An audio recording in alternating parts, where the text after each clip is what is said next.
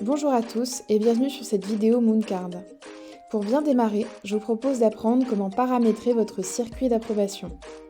Mooncard vous permet de revoir l'ensemble des frais des collaborateurs à travers un circuit d'approbation personnalisable sur 3 niveaux. Tout d'abord, chaque frais en effet possède un état. Les dépenses Mooncard, les dépenses manuelles ainsi que les indemnités kilométriques possèdent un champ état. Ce champ, il est visible à travers un pictogramme dans les pages Dépenses Mooncard, Autres frais ou encore Export. Il a pour objectif de venir informer les collaborateurs de l'entreprise sur le niveau d'approbation de leurs dépenses. Ce champ, il peut prendre jusqu'à 5 valeurs. Il y a 2 valeurs par défaut qui vont correspondre à Nouveau ou Rejeté et également des valeurs associées aux 3 niveaux personnalisables du circuit d'approbation correspondant à Vérifier, Contrôler ou Approuver. Il va vous être possible de venir activer ou désactiver ces différentes fonctions en fonction de vos besoins depuis la page Paramètres, Préférences générales, Circuit d'approbation.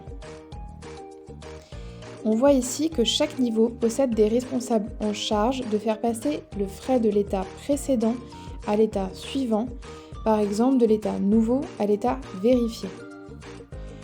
On va donc avoir la possibilité de venir ici activer ou désactiver la possibilité de mettre en place la vérification des dépenses.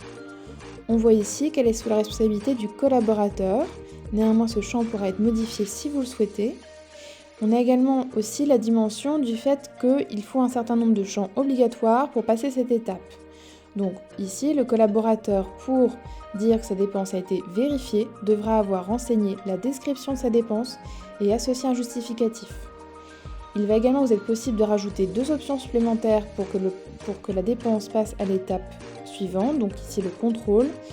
Le collaborateur va donc devoir renseigner également un code à faire et renseigner le code analytique. On observe également que l'étape suivante correspond au contrôle. Le contrôle, vous allez également pouvoir choisir qui est le responsable de cette étape. Ici, le manager, ou le comptable, ou l'administrateur. Les champs obligatoires du contrôle sont les mêmes, vous allez également pouvoir ajouter d'autres champs si vous le souhaitez, ou activer ou désactiver cette option. Ensuite, troisième étape va correspondre à l'approbation, ici sous la main de l'administrateur.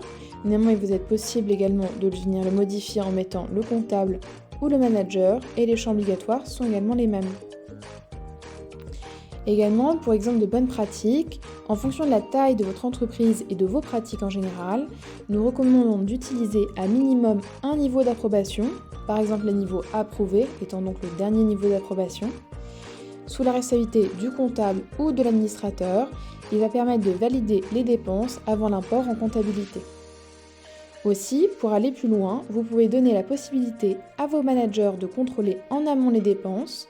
Ils profitent de leur proximité avec vos collaborateurs pour vérifier si la dépense s'inscrit bien dans la politique de l'entreprise. Enfin, il est possible de rendre les collaborateurs plus autonomes en leur donnant la responsabilité de vérifier leurs dépenses, comme on l'a vu en première étape en début de page. Ils pourront le faire depuis leur mobile, leur tablette ou encore leur ordinateur.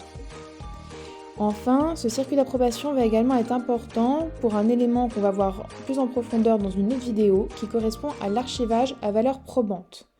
En effet, si vous avez souscrit à cette option qui permet d'archiver les justificatifs à valeur probante, il est nécessaire de mettre en place le circuit d'approbation pour choisir à quel moment vous souhaitez enclencher le processus.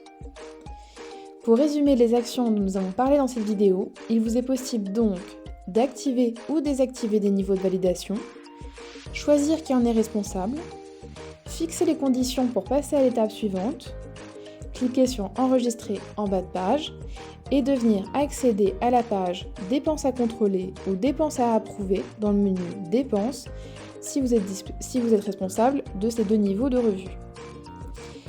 Voilà en quelques mots comment paramétrer votre circuit d'approbation. Aussi, si vous avez d'autres questions, vous pouvez toujours consulter nos autres rubriques disponibles sur notre foire aux questions. Et à très bientôt sur mooncard.co.